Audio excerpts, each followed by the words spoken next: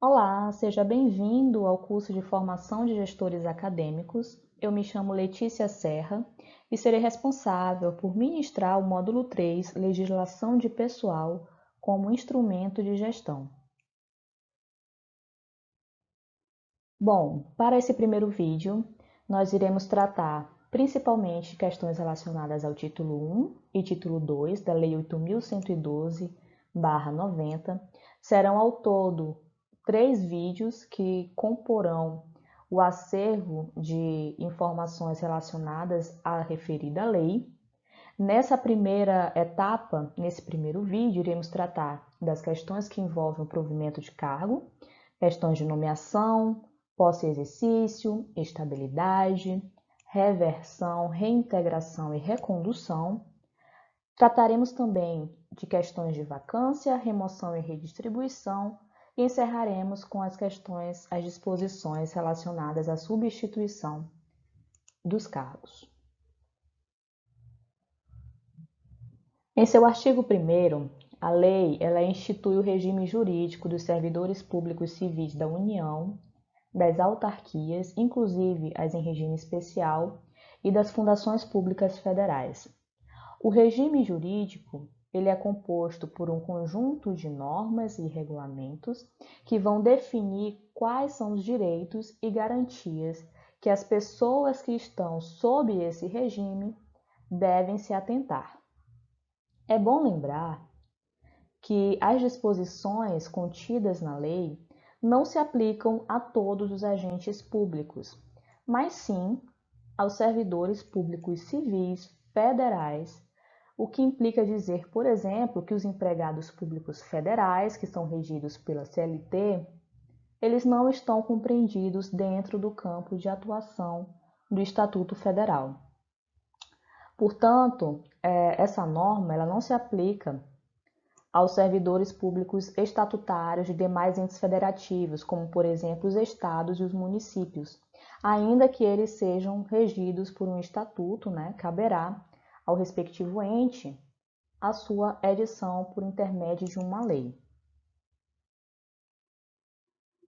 Sob o ponto de vista da Lei 8.112 de 1990, o que seria então o servidor público? Para os efeitos da lei, o servidor público seria a pessoa legalmente investida em um cargo público. Mas o que seria esse cargo público? O cargo público é um conjunto de atribuições e responsabilidades que estão previstas dentro de uma estrutura organizacional e que devem ser cometidas a determinado servidor público, sendo que esse cargo público ele pode ter tanto um caráter efetivo quanto em comissão. Os cargos em comissão são de livre nomeação e livre exoneração, mas daqui a pouco iremos tratar um pouco mais sobre os cargos. O que é importante ressaltar também é que é proibida a prestação de serviços gratuitos, salvo nos casos previstos em lei. De modo geral, pode-se entender que, a partir do momento que um servidor público ingressa no serviço público, ele passará por um ciclo. Esse ciclo ele inicia com o concurso público, passa para o provimento, em seguida a posse, o exercício do cargo, estágio probatório, a estabilidade e, por fim, encerra-se com a vacância. Mas o que seria então necessário para investir em um cargo público? Provavelmente você que está me ouvindo neste momento passou por um concurso público para investir no cargo ao qual você está atualmente em exercício. Para isso, você precisou ler um edital.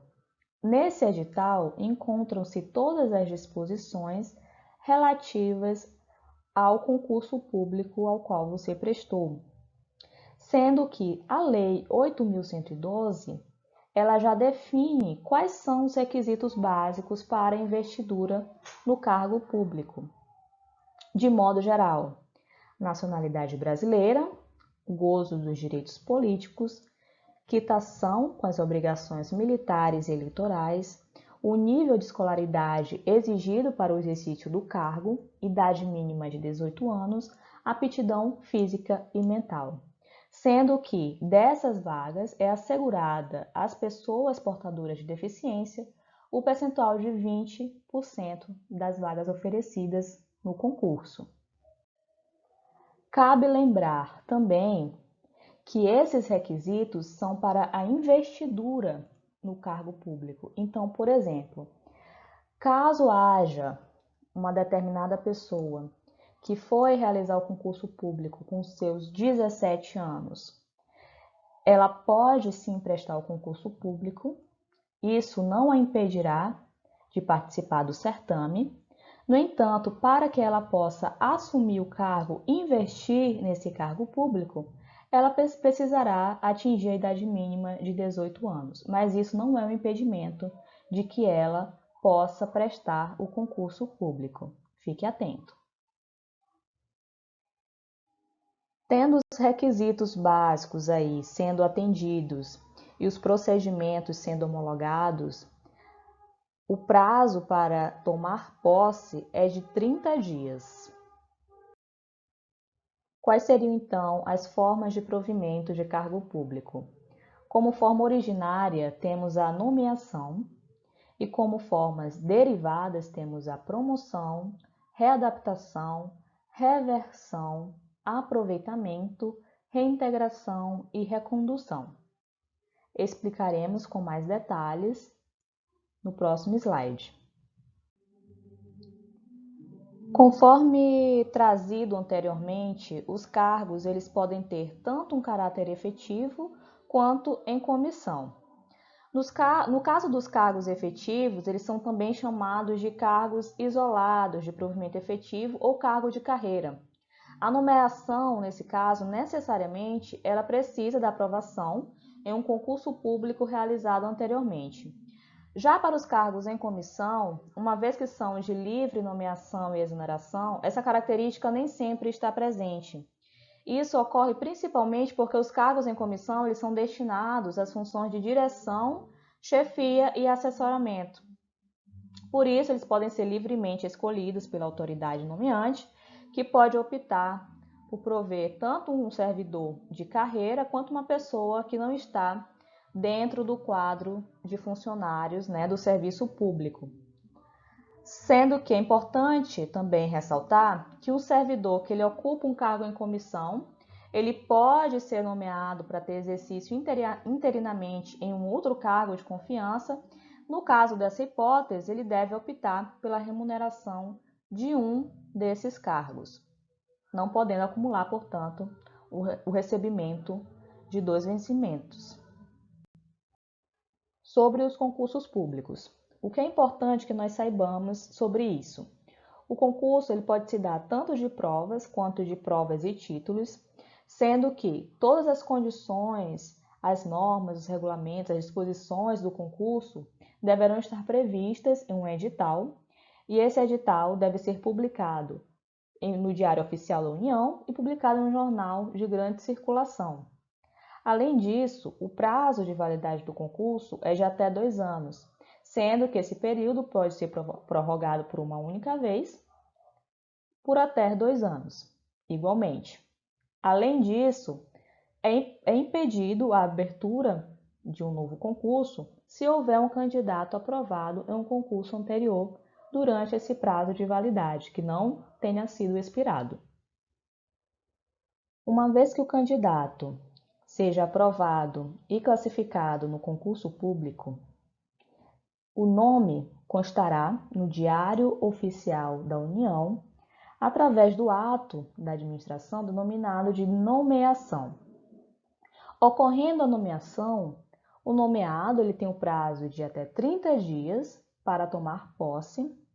Caso ele não tome posse durante esse prazo legal, o ato de nomeação será declarado sem efeito. É importante ressaltar que o nomeado ele não é considerado um servidor público. Esse fato só se consolida por intermédio da posse. Portanto, a posse é o ato que permite ao nomeado ser considerado um servidor público, uma vez que a pessoa, o nomeado, está legalmente investido em um cargo público. Essa posse, ela é materializada através da assinatura de um documento que, entre uma série de aspectos, constam as atribuições, as responsabilidades, os deveres, os direitos que são inerentes ao cargo ocupado. E essas atribuições, elas podem ser alteradas, não poderão, ser alteradas unilateralmente. Nos casos em que haja algum impedimento, em que o nomeado esteja de licença, esse prazo de 30 dias será contado do término do impedimento.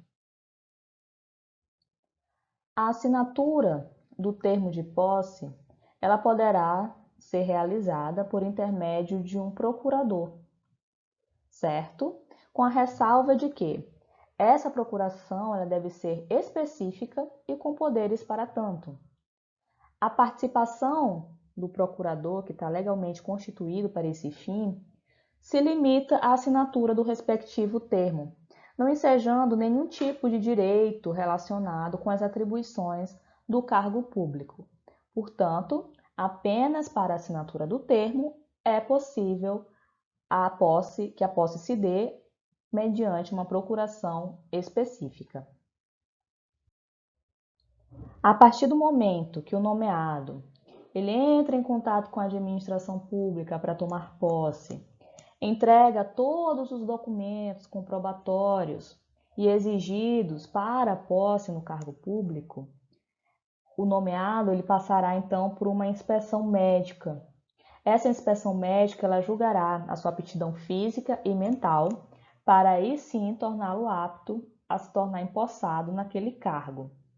A partir do momento que ele é empossado no cargo, é julgado apto física e mentalmente para o exercício do cargo, ele terá o prazo de até 15 dias para entrar em exercício, contados da data da posse. Mas, Letícia, e se o servidor, que foi anteriormente empossado, ele não entrar em exercício durante esse período aí de 15 dias? O que acontece? Bom, ao contrário, do que ocorre com a nomeação, a exoneração do servidor ocorrerá se ele não entrar em exercício durante o prazo legalmente fixado. E a posse, ela é o momento em que o particular passa a constar nos assentamentos funcionais da administração, sendo considerado, portanto, a partir desse momento, um servidor público. O exercício é o efetivo desempenho do cargo público ou da função de confiança. É durante o exercício do servidor que todos os demais institutos se fazem presentes, de forma que passa a ele contar com uma série de direitos e de obrigações, submetendo-se a um período de estágio probatório e, caso ele cumpra os requisitos necessários, ele pode adquirir a estabilidade. Todas as movimentações do servidor público serão registradas em seu assentamento funcional, em seu assentamento individual. Esse assentamento nada mais é do que o registro de todas as eventuais funções desempenhadas pelo agente. Uma importante questão que cabe ressaltar é no caso de o servidor ter sido removido, redistribuído, requisitado para uma outra entidade em um outro local, em uma outra sede, uma nova sede. O servidor ele terá o prazo de no mínimo 10 e no máximo 30 dias para a retomada das atividades, sendo considerado esse tempo de deslocamento para a nova sede. Caso ele se encontre, quando da informação da necessidade de exercício em outro município, no gozo de alguma licença, afastamento, enfim, esses prazos eles contarão a partir do término do impedimento. Além disso, é importante destacar que a promoção de carreira ela não interrompe o tempo de exercício do servidor público, que é contado no novo posicionamento na carreira a partir da data de publicação do ato. Com relação à jornada de trabalho, tendo como base, por exemplo, a Universidade Federal do Maranhão, nós podemos observar que em diferentes setores, em diferentes departamentos, as jornadas de trabalho tendem a ser mais flexíveis em detrimento a outros, sendo que é respeitada a duração mínima de 6 horas e máxima de 8 horas diárias, além de que a duração máxima de trabalho semanal será de 40 horas. É importante lembrar que essa jornada de trabalho não é refletida para os ocupantes de cargos em comissão ou funções de confiança, porque nesses casos o regime de trabalho será o regime integral de dedicação ao serviço. A partir do momento que o servidor, ocupante do cargo efetivo, ele entra em exercício, ele passará por um estágio probatório. Esse período de avaliação, na Lei 8.112, é de 24 meses. No entanto, cabe ressaltar que, com a entrada em vigor da Emenda Constitucional número 19, de 98, o período para aquisição da estabilidade, desse estágio probatório, para passar por esse processo de estágio probatório, passou a ser de 3 anos. Durante esse período, são avaliados alguns aspectos. Aqui eu trouxe um mnemônico, PRAD, que é para a gente gravar, memorizar quais seriam esses aspectos avaliados durante o estágio probatório. P de produtividade, R de responsabilidade, A de assiduidade, D de disciplina e I de iniciativa, capacidade de iniciativa.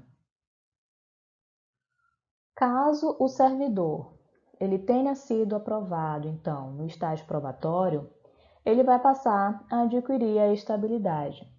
É importante lembrar que isso vale para todo o serviço público, certo? Caso ele não seja aprovado, os efeitos poderão ser 2. No caso de ele já ser estável, ele tem o direito de retornar para o cargo que ele ocupava anteriormente. E no caso de ele não ser estável, a inabilitação no estágio probatório ela vai acarretar a exoneração do cargo público, a oportunidade em que o vínculo com o poder público será rompido. É importante aqui chamarmos atenção mais uma vez para esses prazos. No caso do estágio probatório e de adquirir a estabilidade, esse prazo na lei consta de 2 anos, mas já compreendemos que esse prazo passou a ser de 3 anos. Além disso, o servidor estável só vai perder o cargo após sentença judicial transitada em julgado ou um PAD no qual lhe seja assegurada a ampla defesa. Uma outra forma de provimento de cargo, provimento derivado, é a readaptação. A readaptação consiste na investidura do servidor público em um cargo que seja compatível com a limitação que ele tenha sofrido, seja essa limitação física ou mental, que é verificada por uma inspeção médica. Então, digamos, por exemplo, que o servidor, no exercer de suas atividades laborais, tenha sofrido algum acidente, lesionado, e tenha tido um impeditivo na sua capacidade física, por exemplo, quebrado um braço, quebrado uma perna, ele poderá ser readaptado para um cargo que tenha atribuições afins ao que ele ocupava anteriormente, caso ele não consiga mais desenvolver as atividades que ele exercia, sendo que tem que haver equivalência no nível de escolaridade e de vencimentos. Uma outra forma de provimento é a reversão. A reversão, como o próprio nome já diz, é o ato de reverter, retornar. No caso, é o retorno à atividade de um servidor aposentado por invalidez quando a junta médica declara que os motivos para a aposentadoria foram insubsistentes ou no interesse da administração, desde que tenha solicitado a reversão, a aposentadoria tenha sido voluntária, seja estável quando na atividade, a aposentadoria tenha ocorrido nos 5 anos anteriores à solicitação e que exista um cargo válido para o retorno desse servidor. Há ainda a forma de provimento denominada reintegração. A reintegração consiste no retorno à atividade de um servidor que foi demitido injustamente, né? Então a sua demissão ela foi invalidada por uma decisão administrativa ou judicial. Caso esse servidor, ao retornar, o seu cargo anterior tenha sido extinto, ele ficará em disponibilidade. Ou então, caso ao retornar tenha uma outra pessoa ocupando o cargo, essa outra pessoa será reconduzida ao cargo que ela ocupava anteriormente, sem direito à indenização, ou ela pode ser aproveitada em um outro cargo, ou ainda pode ser colocada em disponibilidade também. No caso da recondução, temos que é o retorno do servidor ao cargo que ele ocupava anteriormente. No slide que apresentamos há pouco, tivemos o exemplo do servidor que foi demitido e teve invalidada a sua demissão. Ao retornar, o servidor que ocupava o cargo dele deverá ser reconduzido, ou seja, deverá retornar para o cargo que ele ocupava anteriormente. Isso é uma das possibilidades de recondução. A outra possibilidade é a inabilitação em um estágio probatório relativo a outro cargo. Então, no caso, por exemplo, de um servidor não ter sido habilitado no estágio probatório, ele é reconduzido para o cargo que ele ocupava anteriormente, no caso do servidor estável.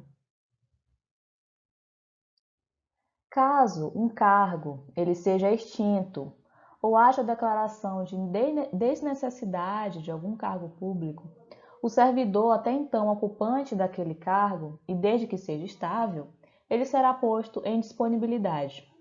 Como consequência, ele vai receber os proventos proporcionais ao tempo de serviço e aguardará durante esse período um novo chamado da administração.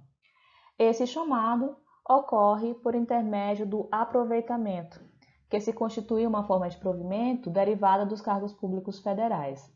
Com o aproveitamento, o servidor que até então estava em disponibilidade, ele deve retornar para as suas atribuições.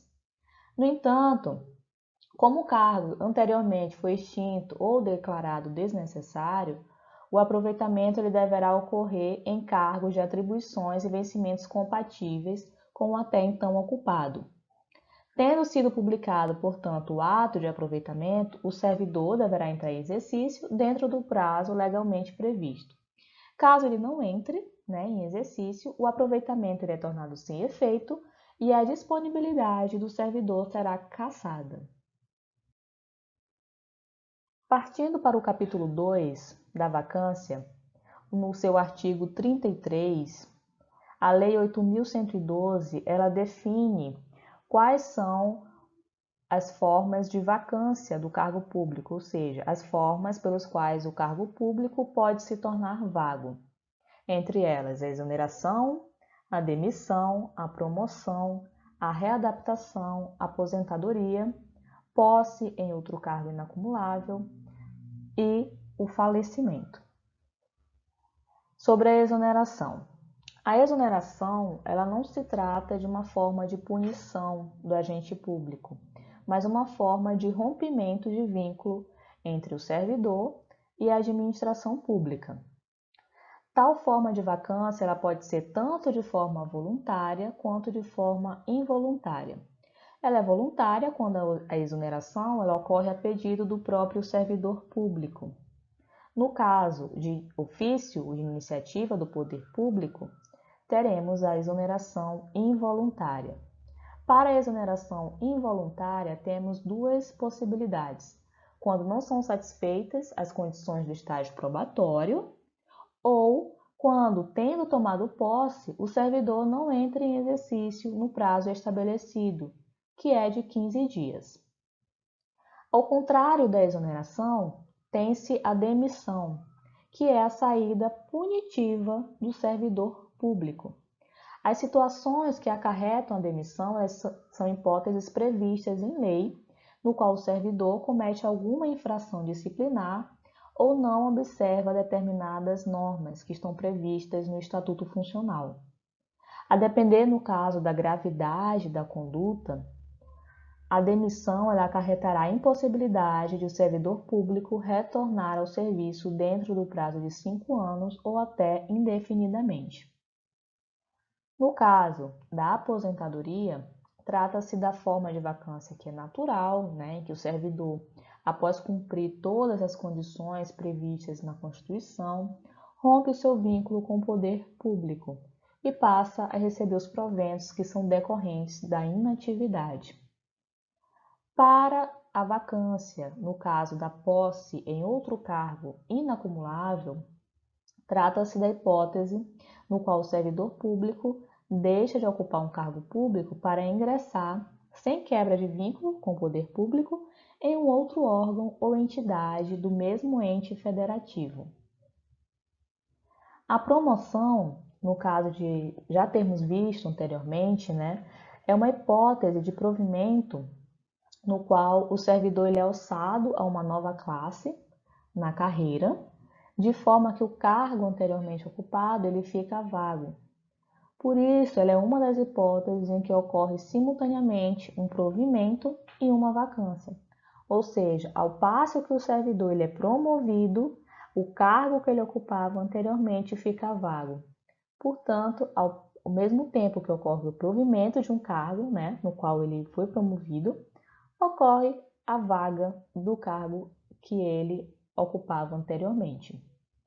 E a readaptação, que também já vimos, da mesma forma como ocorre a promoção, a readaptação é uma forma tanto de provimento quanto de vacância.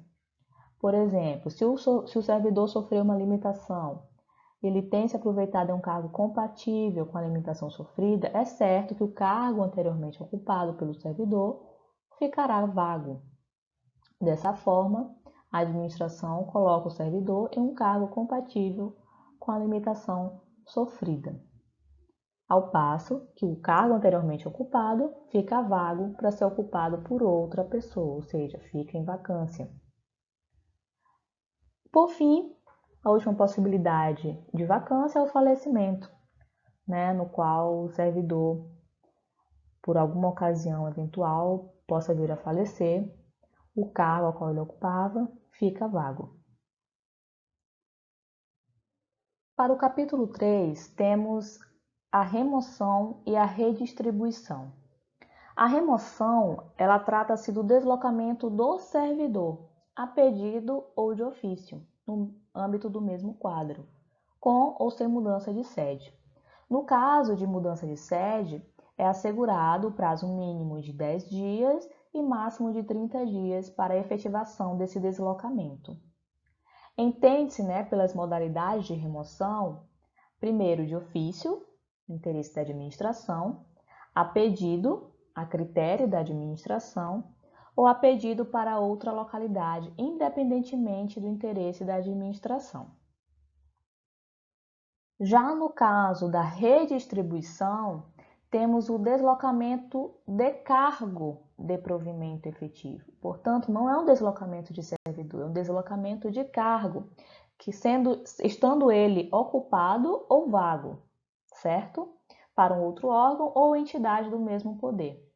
Sendo que devem ser observados os seguintes preceitos: o interesse da administração, a equivalência de vencimentos, manutenção da essência das atribuições do cargo, vinculação entre os graus de responsabilidade e complexidade das atividades, o mesmo nível de escolaridade, especialidade ou habilitação profissional e a compatibilidade entre as atribuições do cargo e as finalidades institucionais do órgão ou entidade.